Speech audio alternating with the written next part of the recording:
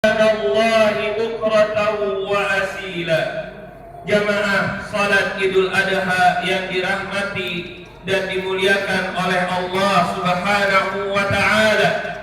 Alhamdulillah, segala puji dan syukur kita panjatkan kepada Allah Subhanahu wa taala yang menjadikan kita dapat tiba pada salah satu hari yang paling baik dalam setahun, yakni hari Idul Adha, di mana hari ini adalah hari berbahagianya kita kaum muslimin, di mana kita di hari ini bertakbir mengumandangkan keagungan Allah Subhanahu wa taala, dan tidak lupa juga kita bersalawat dan mengucapkan salam kepada Nabi kita Muhammad sallallahu alaihi wasallam, kepada keluarganya juga dan para sahabatnya serta pengikutnya hingga akhir zaman kelak.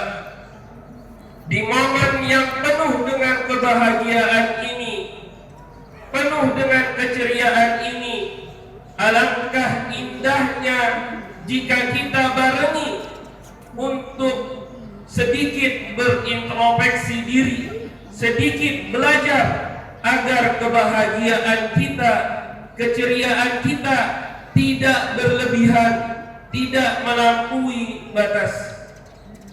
Salah satu hal yang bisa kita pelajari, apalagi di momen Idul Adha ini, selalu dimanapun tempat, dimanapun zaman, hari Idul Adha adalah hari bersejarahnya bagi keluarga Nabi Ibrahim dan ibunda Hajar dan Nabi yang mulia Nabi Ismail alaihi salam. Sebagaimana yang disebutkan oleh Allah Subhanahu wa taala dalam Al-Qur'annya, qad kanat lakum uswatun hasanah fi Ibrahim walladzina ma'ah. Sesungguhnya telah ada suri tauladan yang baik bagi kalian pada kisah Nabi Ibrahim dan orang-orang yang bersamanya. Jamaah salat Idul Adha yang dirahmati dan dimuliakan oleh Allah Subhanahu wa taala, setidaknya pada kesempatan yang berbahagia ini izinkan khatib mengambil pelajaran sejumlah 4 poin dari kisah Nabi yang mulia Nabi Ibrahim alaihi salam beserta keluarganya. Yang pertama adalah selalu berhusnuzon, berbaik sangka kepada Allah Subhanahu wa taala. Sebagaimana yang kita ketahui, Allah Subhanahu wa taala telah memerintahkan Ibrahim untuk membawa istrinya yakni Hajar dan anaknya yakni Nabi Ismail, di mana Nabi Ismail dalam kondisi bayi yang baru dilahirkan, untuk berpindah pergi dari Palestina yakni Masjidil Aqsa saat ini menuju Makkah, persisnya Ka'bah pada hari ini, di mana itu perjalanan yang kurang lebih sejauh 1.500 km. Mungkin saat ini jika kita andaikan seperti perjalanan dari Bekasi, mungkin kurang lebih menuju Sumatera Utara. Dan perjalanan saat itu bukan perjalanan yang mudah seperti saat ini. Saat ini ada pesawat, ada kapal, motor, mobil penuh dengan kemudahan. Saat itu pilihannya antara menunggang hewan ternak, unta, kuda, atau jalan kaki. Gak mudah. Membawa anak bayi yang masih merah, baru dilahirkan.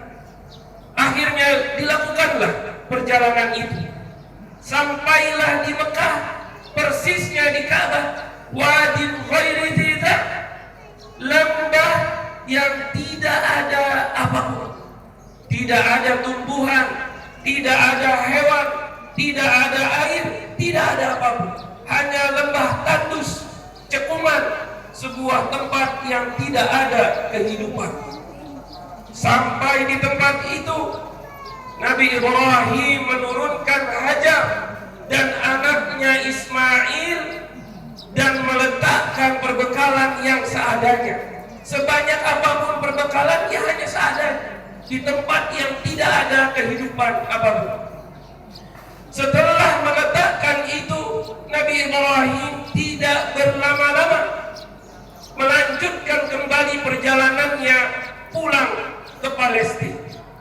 Akan tetapi manusiawi, Hajar bertanya kepada Ibrahim, "Wahai Ibrahim, suamiku, apakah engkau yakin meletakkan istrimu, yakni aku, dan anakmu di tempat yang tidak ada kehidupan seperti ini?" Nabi Ibrahim hanya bisa terdiam. Hatinya sebagai manusia berat meninggalkan istri dan anaknya, apalagi ini adalah anak yang selalu didamba-dambakan. Kita mengetahui bersama bahwasanya betapa sulitnya Nabi Ibrahim mendapatkan anak. Bahkan disebutkan dalam riwayat bahwasanya Nabi Ibrahim memiliki anak di umur 80 tahun. Bukan umur yang muda. Udah lahir langsung ditempatkan di tempat yang tidak ada kehidupan. Bahasa kita hari ini mengantarkan kepada kematian.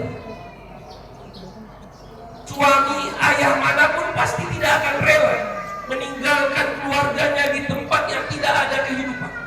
Sama saja mengantarkan kepada mati. Tapi istrinya Hajar terus mengulang pertanyaan yang sama, dan Nabi Ibrahim pun selalu terdiam. Di satu sisi sebagai manusia tidak tega, tapi di sisi lain ini adalah perintah Allah. Hingga akhirnya Hajar sampai di suatu pemahaman berkata, "Allah amaraka bihadza." Wahai suamiku, apakah Allah yang memerintahkanmu tentang hal ini? Maka Nabi Ibrahim menjawab, "Iya, bala." Maka Hajar menjawab, "Idzan la yudayyi'una." Maka Allah tidak akan meninggalkan kami. Allah pasti akan jaga kami. Akhirnya Nabi Ibrahim melanjutkan perjalanannya. Di poin ini kita dapat mengambil pelajaran selalu berbaik sangka kepada Allah Subhanahu wa Ta'ala. Sebagaimana di kehidupan kita saat ini, banyak dari kita beranggapan bahwasanya hidup kita adalah yang paling sengsara. Apapun kondisi selalu menyalahkan, kenapa kita seperti ini, kenapa dia lebih baik, kenapa kita sulit dia happy, kenapa kita sakit dia sehat, kenapa kita miskin kurang dia kaya. Selalu menyalahkan dan berburuk sangka. Padahal Allah Subhanahu wa Ta'ala telah memberikan banyak nikmat dalam kehidupan kita. Andaikan jika ada timbangan antara kenikmatan dan kesulitan dalam hidup kita, maka akan selalu lebih banyak kenikmatan yang kita dapatkan. Akan tetapi itu semua selalu tertutupi oleh buruk sangka kita. Maka yang dapat kita lakukan mulai saat ini adalah berbaik sangka kepada Allah Subhanahu wa Ta'ala. Sebagaimana yang disebutkan dalam hadis qudsi, bahwasanya Allah mengatakan dalam lisan Nabi kita Muhammad sallallahu alaihi wasallam, "Inna au ana inda dhann abdi bi." Sesungguhnya aku, yakni Allah, sesuai persangkaan hamba padaku. Jika hamba berbaik sangka pada Allah, maka Allah akan memutuskan hal-hal terkait hidupnya penuh dengan kebaikan. Dan jika seorang hamba berburuk sangka kepada Allah, maka Allah akan putuskan hal-hal terkait kehidupannya penuh dengan keburukan. Makanya Mulailah saat ini kita selalu berbaik sangka kepada Allah Subhanahu wa Ta'ala, apapun itu kondisinya. Jika Allah Subhanahu wa Ta'ala memberikan kita kenikmatan, maka kita bersyukur. Jangan bersombong, jangan berbangga diri atas kenikmatan yang Allah berikan kepada kita.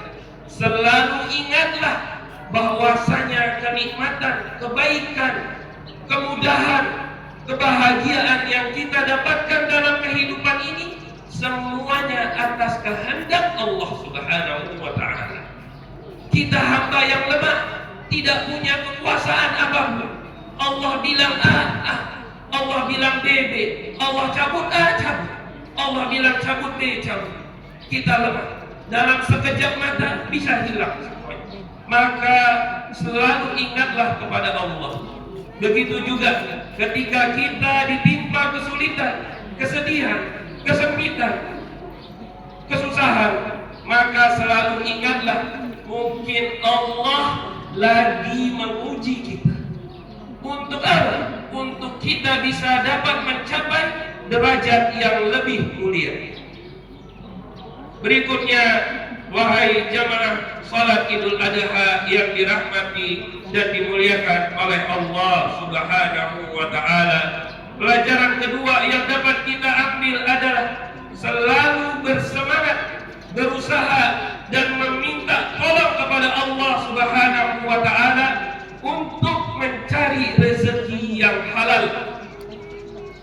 Lanjutan kisah dari Nabi kita Ibrahim dan istrinya Hajar dan anaknya Ismail yang baik adalah ketika Nabi Ibrahim sudah berpergi bertolak menuju Palestina, mulailah kehidupan di Ka'bah persisnya.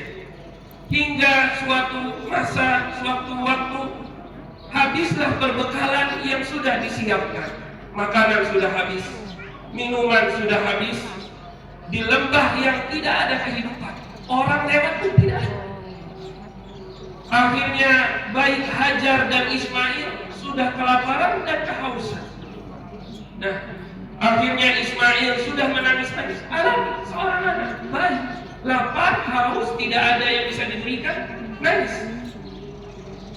Akhirnya panggilan seorang ibu dan seorang muslim yang baik berusaha. Akhirnya Hajar melakukan apa? Menuju Bukit Sofa, sebuah tempat di samping Ka'bah, sebuah bukit yang lebih tinggi. Tujuannya kenapa? Kau pergi ke Sofa itu bukan tujuannya. Karena Sofa adalah tempat yang lebih tinggi daripada sekitarnya. Jika pergi ke atas, harapannya melihat mungkin ada mata air lain, atau ada tumbuhan atau sesuatu yang bisa dikonsumsi, atau melihat orang yang lagi lewat daerah situ, bisa meminta atau minta tolong agar bisa ada yang dapat dikonsumsi bagi Hajar atau Ismail. Akan tetapi sudah pergi ke Sofa, tidak mendapatkan apa-apa. Akhirnya pergi menuju Marwah, bukit Safa. Naik ke atas Marwah, tidak mendapatkan apapun. Akhirnya apa? Tapi tetap berusaha. Hingga apa? 7 kali putaran. Yang akhirnya apa? Hikmahnya, hingga saat ini kita disyariatkan selama melakukan ibadah haji dan umroh, salah satu rukun dari ibadah haji dan umroh melakukan sa'i 7 putaran antara Safa dan Marwah. Itu salah satu bentuk keberkahan yang Allah berikan kepada keluarga Nabi Ibrahim. Kisah dalam hidup mereka dijadikan ibadah dalam kehidupan kita hingga akhir zaman kelak. Pelajarannya yang dapat kita ambil adalah usaha Hajar. Dia belum tahu dapat apa tidak, dia tidak tahu. Yang penting tugas saya adalah apa? Berusaha dan berdoa kepada Allah.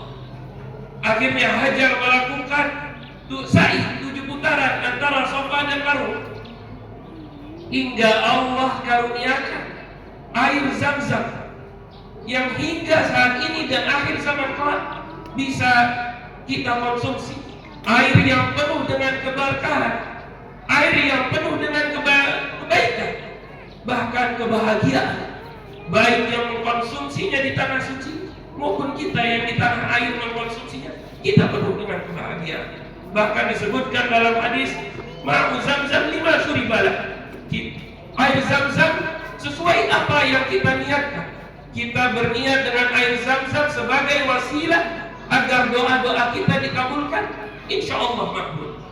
Air zamzam sebagai air untuk kesehatan dan kesembuhan, Allah sembuhkan, Allah sehatkan atas izin Allah. Air zamzam sebagai penggemukan. Bahkan dalam beberapa riwayat ulama dahulu kala sering tinggal di Masjidil Haram, tidak makan, hanya minum air zamzam. Tapi selang 2 bulan, 3 bulan yang lain berikutnya ditemukan ulama tersebut sehat, makmur, gemuk, menandakan bahwasanya air zamzam air yang penuh dengan keberkahan. Dalam poin ini kita dapat mengambil pelajaran sebagaimana yang disebutkan dalam hadis, la an yahtatiba ahadukum husmatan ala dhahri khairun min an yas'ala ahadan fayutiyahu aw yamna'ahu. Seseorang bekerja dengan mengumpulkan seikat kayu bakar terus dipinggul atau dibawa di atas punggungnya lebih mulia, lebih terhormat daripada meminta-minta di pinggir jalan. Kadang dikasih, kadang tidak, maka disebutkan dalam hadis. Lebih mulia pekerjaan yang dia lakukan dengan tangan, walaupun sederhana di mata orang lain, tapi mulia di mata Allah Subhanahu wa ta'ala. Bahkan disebutkan dalam hadis yang lain bahwasanya Allah sangat mencintai segala sesuatu yang kita konsumsi atas usaha kita. Dan Nabi Daud alaihi salam mengkonsumsi apa yang dia usahakan dari setiap hari. Akan tetapi selain kita berusaha dan melakukan yang terbaik dan meminta tolong kepada Allah, ingat bahwasanya agama Islam memiliki batasan antara halal dan haram. Jangan karena semena-mena demi mendapatkan harta kita melupakan batasan antara yang halal dan yang haram. Maka yang dapat kita lakukan adalah ketika kita bertemu dengan batas yang bahkan di zona yang abu-abu, masih belum jelas ini halal atau haram, tapi hati kita sudah pasti, sudah tidak nyaman, maka tinggalkan. Karena ada disebutkan dalam hadis dalam buku Arba'in Nawawiyah, man waqa'a fi syubhat waqa'a fil haram. Barang siapa yang terjatuh di tempat yang abu-abu antara halal dan haram, maka sudah pasti dia akan terjatuh ke tempat yang haram. Dan Rasulullah Shallallahu Alaihi Wasallam juga menyatakan bahwasanya segala sesuatu yang haram lebih layak dan lebih pasti berada di neraka. Maka dari itu pastikan rezeki yang kita dapatkan adalah rezeki yang halal. Halal bukan dari sisi zatnya saja, bukan seperti daging babi, haram bukan seperti zatnya saja, bukan daging babi atau alkohol saja, tapi hal yang halal sekalipun, daging ayam, mobil, rumah, apapun itu bisa menjadi haram jika didapatkan dengan cara yang haram. Berbuat curang, korupsi, menipu orang, itu semua dapat menjadikan hal yang halal menjadi haram. Maka perhatikan, kita umumnya yang di sini adalah seorang ayah, suami. Apa yang kita bawa ke rumah, pastikanlah yang halal buat anak istri kita. Istri di rumah umumnya hanya menerima apa yang diberikan suami. Dia hanya menerima, dia percaya, dia yakin kepada suaminya bahwasanya apa yang dibawa oleh suaminya adalah yang halal dan benar. Maka pastikan amanah yang diberikan oleh istri kita, oleh ibu kita, oleh wanita rumah kita, untuk yang diberikan kepada mereka adalah sesuatu yang halal demi kebaikan. Dan ingatlah, yang halal mengantarkan kepada surga, yang haram mengantarkan kepada neraka. Pelajaran yang ketiga sebelum terakhir adalah berkorban atau merelakan untuk Allah Subhanahu wa Ta'ala. Kelanjutan berikut dari kisah yang tadi adalah akhirnya tumbuhlah Hajar dan Ismail di Ka'bah di kota Mekah hingga sampai di masa ketika Nabi Ismail di umur anak-anak yang paling disukai momennya oleh seorang ayah. Disebutkan dalam riwayat umur Nabi Ismail saat itu adalah sekitar 9, 10, 11 tahun. Kenapa dikatakan momen itu adalah momen kesukaan seorang ayah? Para ulama menyebutkan bahwasanya di umur-umur seperti itu anak-anak sudah tidak terlalu bergantung kepada orang tuanya. Dan di umur seperti itu anak-anak bisa mulai diajak untuk bekerja sama dan membantu orang tua dalam melakukan sesuatu. Itu momen-momen terbaik. Apalagi ini Ismail, anak yang tercinta. Kita mengetahui bersama bahwasanya mungkin kalau ada pernyataan anak tersayang adalah anak pertama. Buah cinta kasih. Cinta pertama selalu cinta yang terkenal. Anak pertama. Walaupun kita akan selalu berlaku adil kepada setiap anak, tapi ada pernyataan bahwasanya anak pertama lah anak yang paling kita cintai. Nah, akan tetapi apa? Nabi Ibrahim lagi senang-senangnya dengan Nabi Ismail. Allah menurunkan wahyu, falamma balagha ma'ahu as-sa'ya qala ya bunayya inni ara fil manami anni azbahuka fanzur madza tara. Qala ya abati if'al ma tu'mar satajiduni insyaallah minas sabirin. Maka tatkala anak itu sampai pada umur remaja, berusaha bersama-sama Nabi Ibrahim, yakni Nabi Ismail. Ibrahim berkata, wahai anakku Ismail, sesungguhnya aku telah melihat dalam mimpiku bahwasanya aku menyembelihmu. Maka apa pendapatmu wahai Ismail? Ismail menjawab, wahai ayahku, kerjakanlah apa yang diperintahkan kepadamu. Insya Allah kamu akan mendapatiku termasuk orang-orang yang bersabar. Kembali, Nabi Ibrahim diuji dengan ujian yang sangat berat.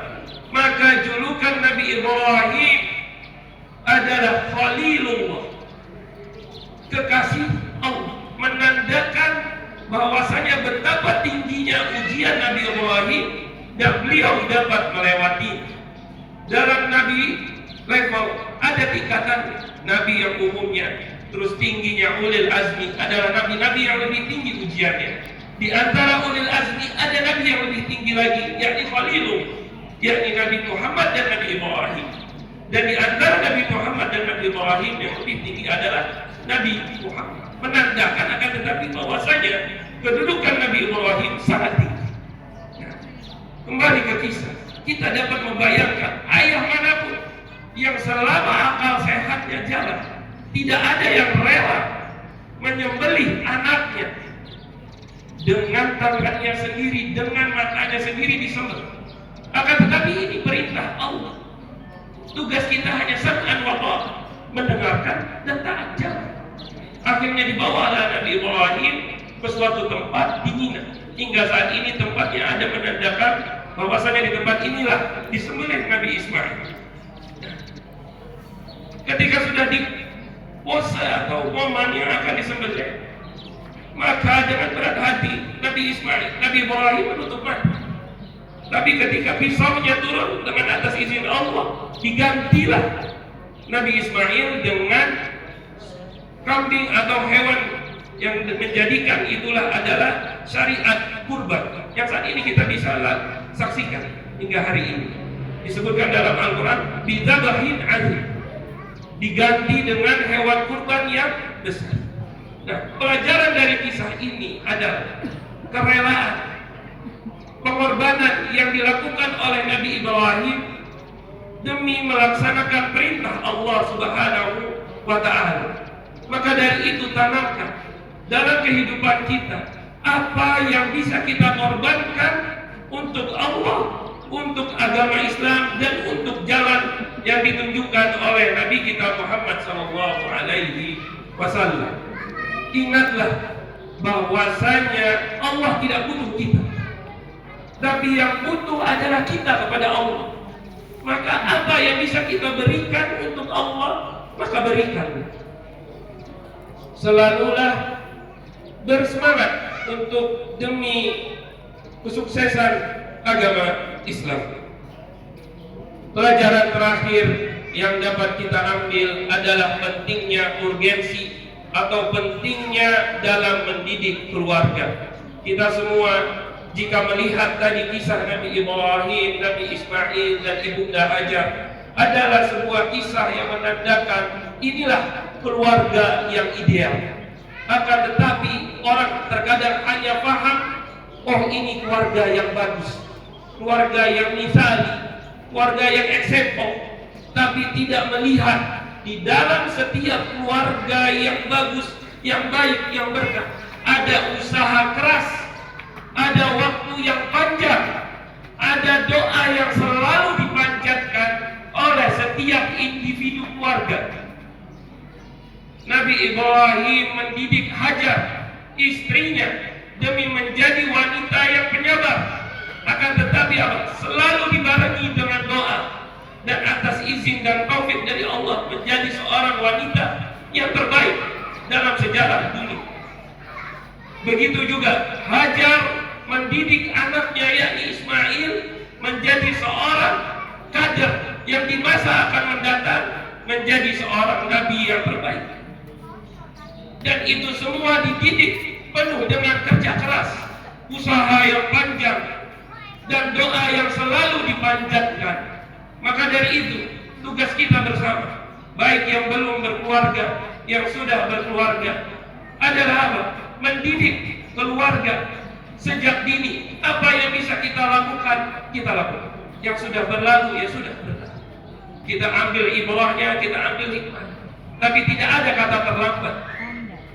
Mau umur berapapun tidak ada kata terlambat. Salah pepatah yang menyatakan kita sudah terlambat. Tidak. Bahkan apa? Kalau kita melihat dalam sejarah Nabi Muhammad, ketika Abu Thalib di penghujung hayatnya sudah sakaratul maut, udah bengek-bengek, udah mau habis nafas. Tapi apa kata Nabi Muhammad? Ya ammi, qul qawlan idza qultahu ana saudafi'uka indallah. Wahai pamanku, katakanlah suatu perkataan yang jika engkau katakan, aku bela engkau di sisi Allah. La ilaha illallah. Menandakan apa? Walaupun dalam satu detik terakhir dia melakukan perubahan dari yang buruk menuju kebaikan, tidak ada kata tolak. Dalam sejarah yang lain, sahabat dia sudah 2 tahun Nabi Muhammad SAW tinggal di Madinah. Dia tidak masuk Islam. Akhirnya di tahun kedua atau ketiga beliau masuk Islam, sahabat ini. Baru pagi seperti saat ini dia mengucapkan la ilaha illallah, asyhadu an la ilaha illallah wa asyhadu anna Muhammadar Rasulullah. Di waktu duha keluar seruan jihad. Dan dia berangkat, belum melakukan sholat, belum melakukan apa-apa. Tapi perintahnya saat itu adalah berangkat. Dan qadarullah syahid di tengah pertempuran. Apa pahalanya? Masuk surga. Menandakan apa? Jangan pernah meremehkan orang dimanapun dia berubah menjadi momen baik, walaupun di saat terakhir. Kita tidak tahu, terkadang kita yang dari awal di momen yang penuh dengan kebaikan dan hidayah, na'udzubillah min dzalik, la sama Allah, la qadarullah, Allah uji di penghujung justru menuju yang keburukan. Banyak kita menyaksikan. Sebaliknya, ada orang yang kita lihat dari awal hingga sebelum akhir penuh dengan keburukan. Tapi Allah beri hidayah di akhir, Allah jadikan dia baik dan wafatnya dalam husnul khatimah. Semoga Allah mudahkan jalannya kita semua menuju surganya. Akan tetapi sebagaimana disebutkan dalam Al-Quran, innaka la tahdi man ahbabta, innallaha yahdi man yasha. Dan dalam sujud kita, ya muqallibal qulub tsabbit qulubana ala dinik, ya musarrifal qulub sarrif qulubana ala ta'atik. Kembali ke poin pentingnya pentingnya pendidikan dan tauhid dalam keluarga kita adalah selalu lakukan apa yang bisa kita lakukan untuk keluarga kita. Allah nanti di hari kiamat akan menyidang kita semua, bukan dengan pertanyaan kenapa istri dan anakmu menjadi A dan B. Yang akan ditanyakan apa yang sudah kita lakukan. Adapun hasil mereka itu semua dikehendak Allah. Tapi yang kita lakukan adalah usaha.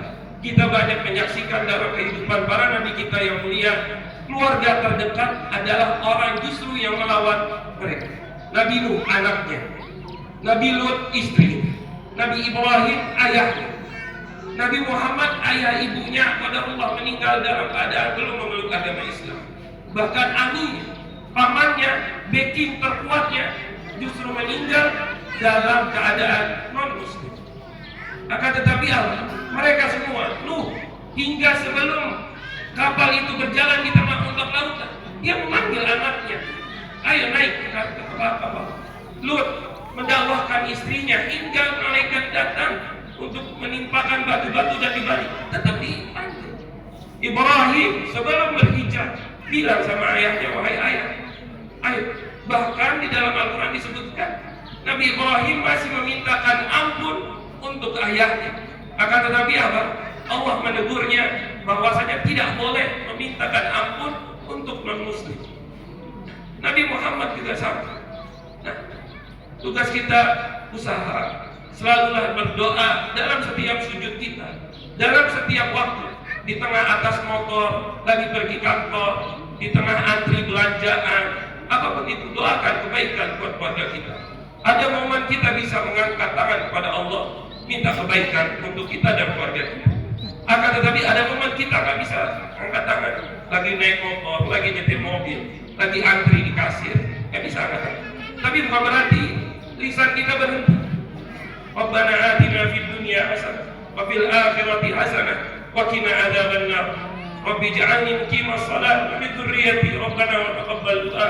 Rabbana hab lana min azwajina wa dzurriyyatina. Dan doa lain banyak. Bahkan kalau kita melihat dalam Al-Quran, banyak doa Nabi Ibrahim yang menjadi doa kita dalam sehari-hari. Rabbana taqabbal minna innaka antas samiul alim. Itu doa Nabi Ibrahim lagi meletakkan batu membangun Ka'bah. Bahkan disebutkan oleh para ulama, setiap batu yang diletakkan Nabi Ibrahim ketika menyusun Ka'bah yang tinggi itu disebut Rabbana taqabbal minna innaka antas samiul alim. Ambil lagi, Rabbana taqabbal minna. Jika itu ada ratusan batu, maka ratusan doa yang sama diulang.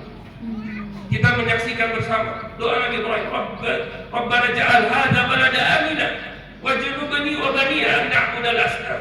Ya Allah, jadikanlah negara ini negara yang aman, dan anak-anakku dan anak keturunanku selalu beribadah kepadamu dan dijauhkan dari kesyirikan. Banyak doa yang menandakan bahwasanya betapa pentingnya keluarga.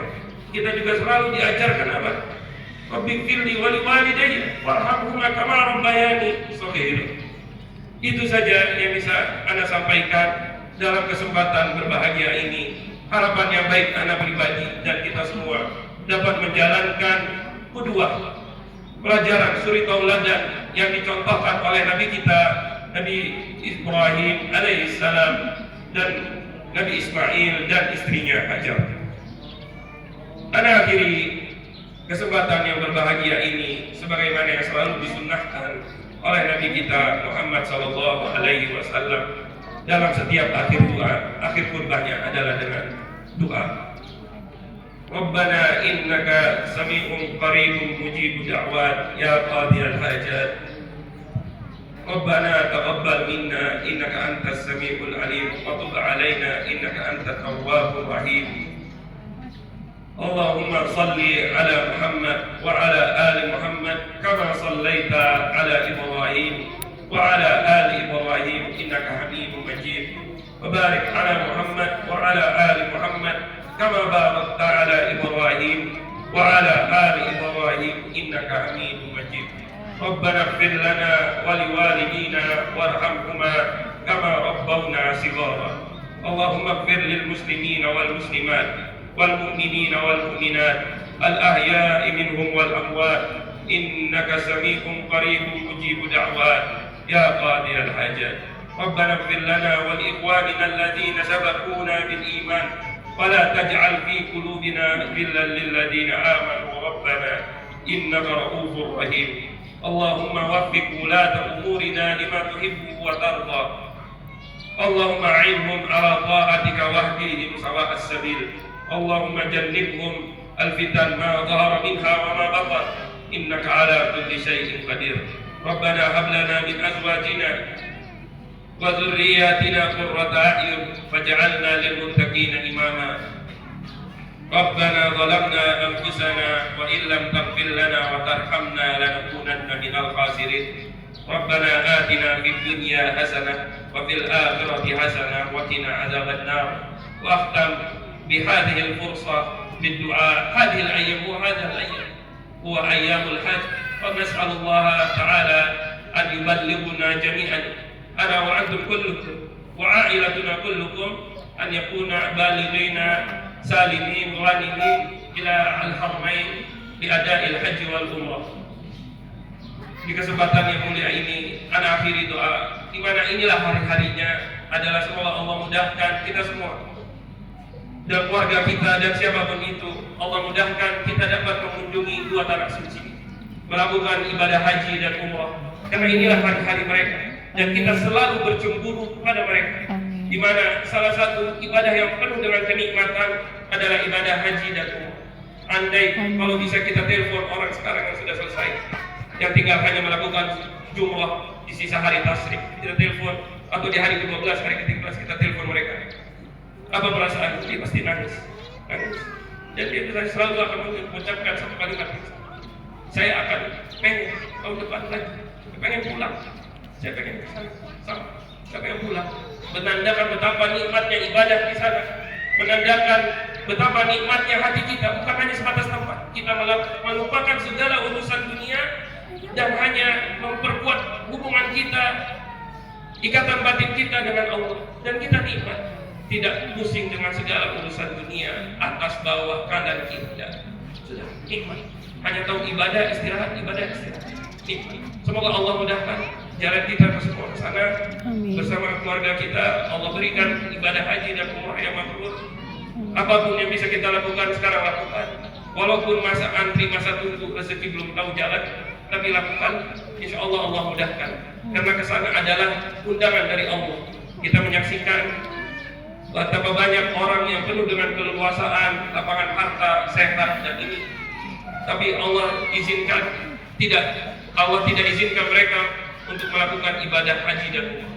Akan tetapi kita menyaksikan banyak dari kalangan kita yang kita lihat rasanya mustahil sampai ke sana. Kehidupannya susah, kesehatannya sakit, penuh dengan kesulitan, waktunya tak ada. Tapi Allah izinkan dia untuk bisa sampai ke sana dan melakukan ibadah yang penuh dengan kemuliaan. Akhiru da'wana walhamdulillah. Jazakumullah khairan wa barakallahu fikum. Taqabbalallahu minna wa minkum salihal a'mal. Kullu 'amin wa antum bi khair. Allahu akbar, Allahu akbar, Allahu akbar walillahil hamd. Wassalamu alaikum warahmatullahi wabarakatuh. Waalaikumsalam warahmatullahi wabarakatuh.